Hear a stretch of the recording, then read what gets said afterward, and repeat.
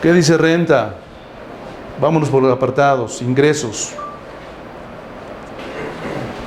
De entrada, este tipo de contribuyentes, fíjense, una vez que tú te familiarizas con el contribuyente, es decir, sabes qué va a realizar, ejemplo, aquí como despacho de contadores, a lo mejor llevamos contabilidades de otros despachos, que puede ser de contadores o de abogados o de arquitectos o de ingenieros. Este tipo de contribuyentes realizan actividades de naturaleza civil. Y de este lado vamos a suponer que llevamos la contabilidad de el Osito S.A. de CB.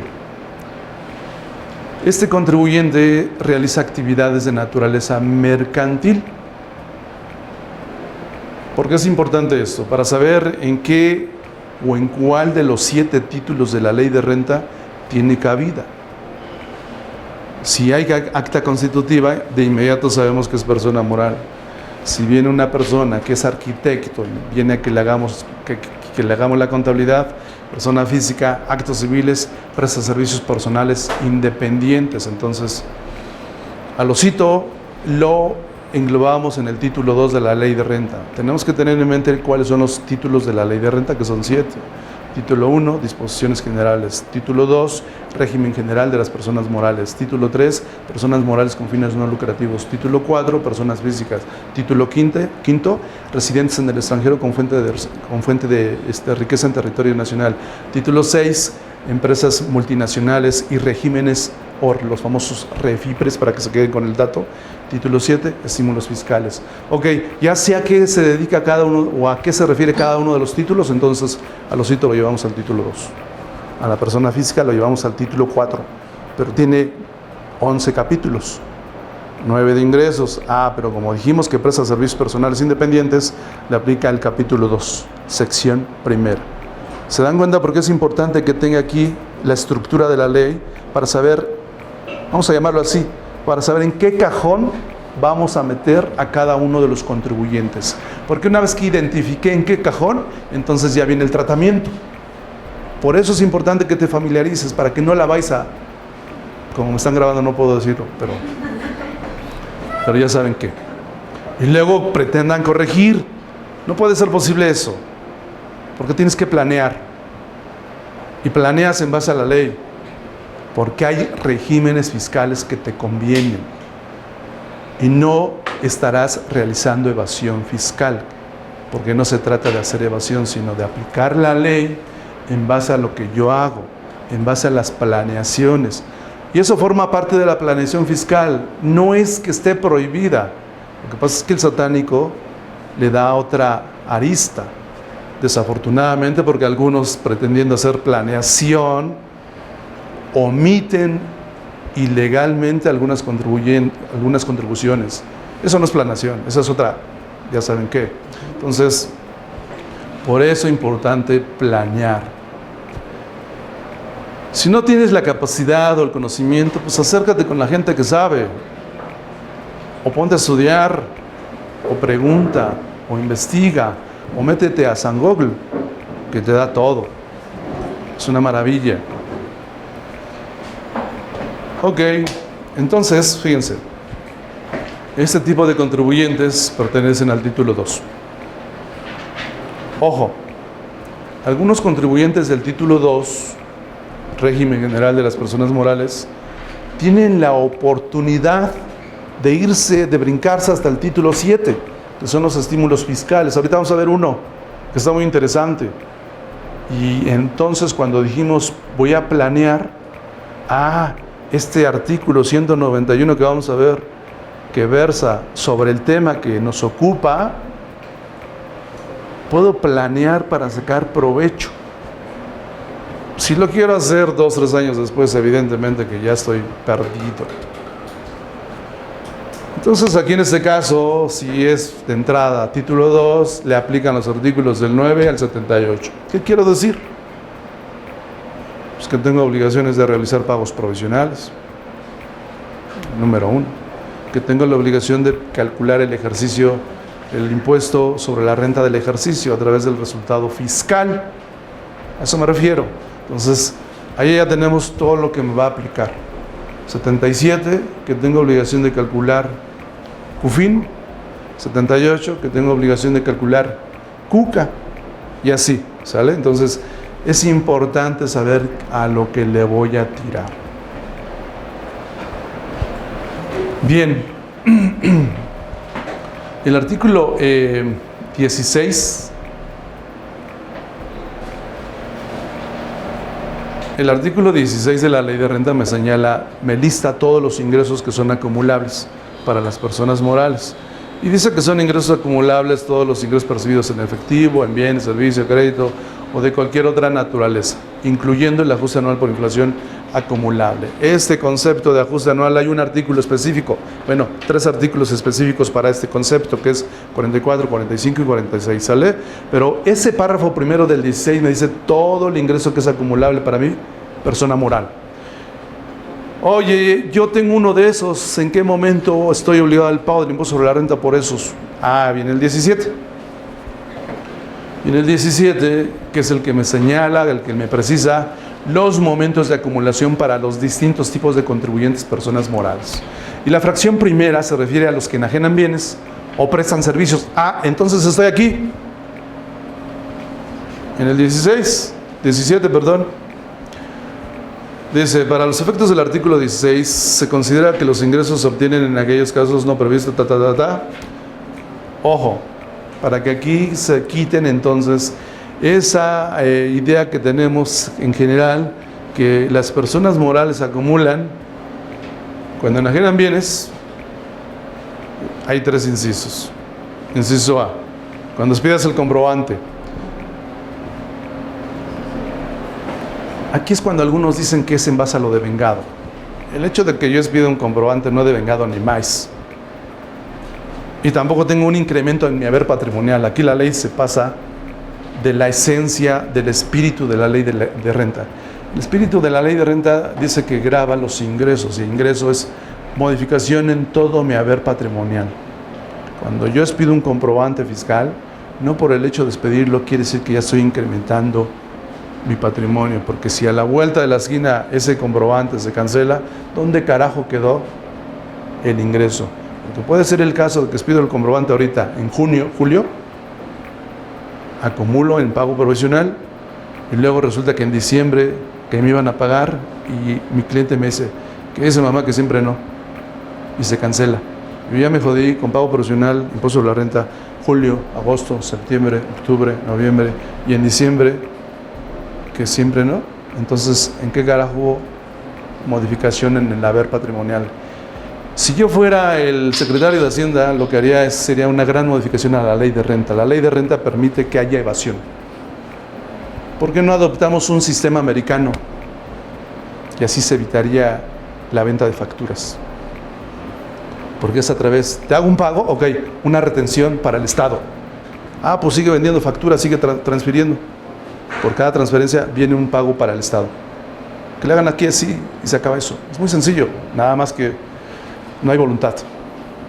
Viene el inciso B, cuando se entregue el bien o cuando se preste el servicio. Y el inciso C, cuando se cobre total o parcialmente la contraprestación, incluyendo los anticipos.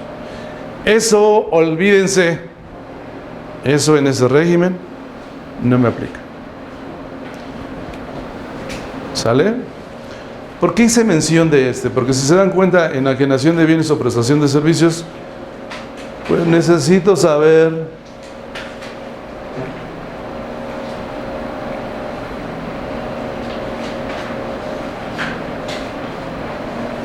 qué carajo era un servicio. Esa era la intención. Y cuando dice, vamos a poner ejemplo, bueno, yo constructora me obligo a hacer algo en favor del contratante. Permitir, pues una que está aquí enfrente se me ocurre, Sportium, te están permitiendo el uso de las instalaciones. Entonces ese club ¿Está prestando un servicio? Sí. Entonces cabe en el cajón del 17, fracción primera, y le aplican el inciso A, el inciso B y el inciso C. Esa es la intención.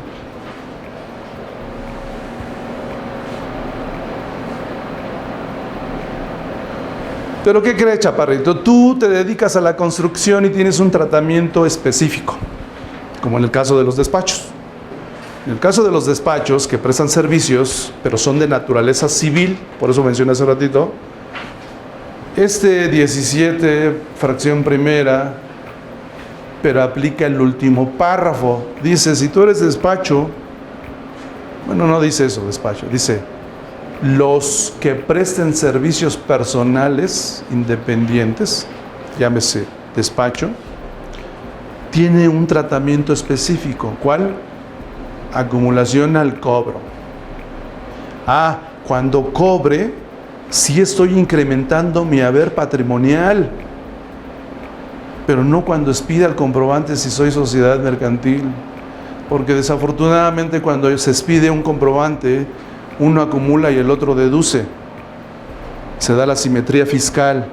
Pero ¿qué creen? No siempre se cumple, y es aquí donde viene la perversión, porque si yo hago una operación con una cooperativa del título 7, la cooperativa del título 7 me manda el comprobante fiscal, yo deduzco y la cooperativa no acumula porque no le pagué, y entonces la simetría valió para dos cosas, pero mientras le metieron un gancho ligado al Estado.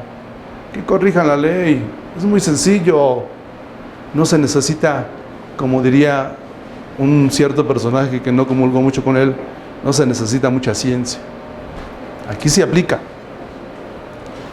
Aquí en este caso de las constructoras me aplica no la fracción primera, ni la segunda, ni la tercera, sino la cuarta. Y la cuarta me dice en el inciso A, no es inciso A. Yo lo separé para que quedara más entendible. 17, fracción cuarta, se refiere a los contratos de obra inmueble. Dice que serán acumulables los ingresos. Fíjense, aquí ya vienen las palabras esas de estimaciones.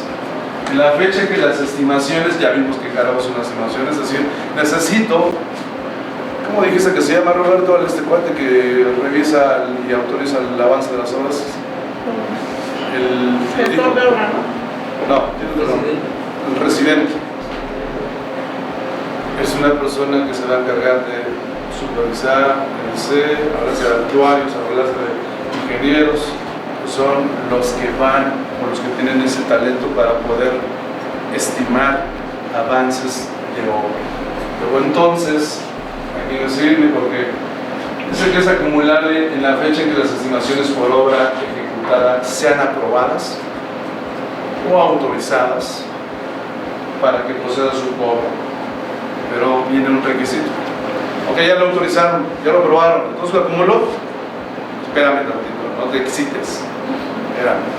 Dice, siempre que el pago de las estimaciones tenga lugar dentro de los 3 meses siguientes. Hoy, julio, me autorizan, me aprueban ese avance, julio. Pero resulta que llegamos a agosto, septiembre, octubre y no me pagó. Me pagó hasta diciembre. Bueno, pues aquí la ley dice, de lo contrario, se consideran acumulables hasta que sean efectivamente pagados. Sin embargo, si ahora me lo autorizan, me lo aprueban y el cliente es buen pagador, en este mes de julio lo paga, en este momento acumula, en base a un avance de la obra. Aquí luego viene lo interesante, que es lo más complejo. Oye, ¿y cuánto voy a deducir al final del ejercicio? ¿Por qué? Porque comentaba Roberto que todo lo que yo invierta aquí obviamente es una obra en proceso que se va a reclasificar en su momento, pues ya al inventario que voy a vender. Aquí fíjense,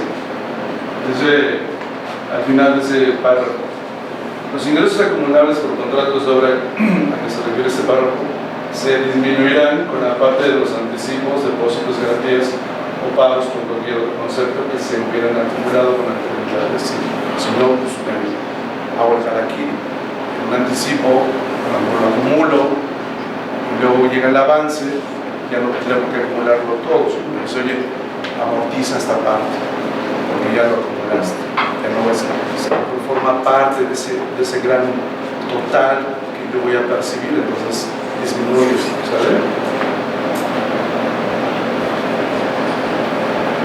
Luego la ley, en ese mismo párrafo segundo, dice: cuando se celebren otros contratos, en la parte inicial hace referencia, entiendo, que a los desarrolladores, a los que construyen. Pero en la parte siguiente dice: cuando se celebren otros contratos de obra en los que se obligue a ejecutarla mediante plan, diseño o presupuesto. Entonces tiene un mundo de posibilidades que pueden caber aquí, que no necesariamente se refiere al desarrollador al que construye las habitaciones, oficinas, centro comercial, sino, Roberto comentaba, de carreteras y quién sabe qué tanto más que yo me comprometo a construir. Entonces, para este tipo de personas, de contribuyentes, igual dice lo mismo. Considerarán que obtienen los ingresos en la fecha en que las estimaciones fueron ejecutadas, sean autorizadas o aprobadas para que proceda su cobro. Igual, siempre y cuando el pago de las estimaciones tenga lugar dentro de los 3 meses siguientes. Les puse el ejemplo. Se aprueba, hay 3 meses de gracia para que me paguen. Si no me pagan, no acumulan. ¿Sale? De lo contrario, si no se acumulan las exenciones previamente pagados. Aquí también lo separo. Cuando no haya obligación de presentar estimaciones, porque puede ser posible que a lo mejor entre las partes no pactamos que haya una estimación, un avance. Entonces aquí la ley lo prevé, te dice: cuando no haya obligación de presentar estimaciones o la periodicidad de su presentación sea inferior a 3 meses, puede ser que a lo mejor pactamos que sea un mes, se acumulará el avance trimestral en la ejecución o fabricación de los bienes a que se refiere. No, aquí me dice trimestral, chaval. Si no pactaste periodicidad trimestral, o si es inferior a 3 meses, acumula trimestral. ¿Sale? Y se me ocurre también para alguien que construye un activo, que es, no sé, se me ocurre en una fábrica donde fabrican, valga la redundancia, moldes para mucha industria, pero esos moldes implica que lo voy a fabricar yo, pues no en meses, sino a lo mejor en un par de años. ¿Por qué? Porque los materiales no están en México, porque los ingenieros los tengo que traer a lo mejor de Alemania, etc. Ahora que todo ya se está automatizando, que ya estamos en la cuarta revolución industrial, hay que ponernos truchas, dicho sea de paso. Cuando todo se automatiza, les pasa un chisme. Ya hay por ahí robots que se van a ocupar para juzgar casos. Si un robot va a ser capaz de juzgar un caso que no sea capaz de hacer una contabilidad, entonces aguas, porque los tiempos se vienen muy interesantes. Por eso prepárense, capacítense.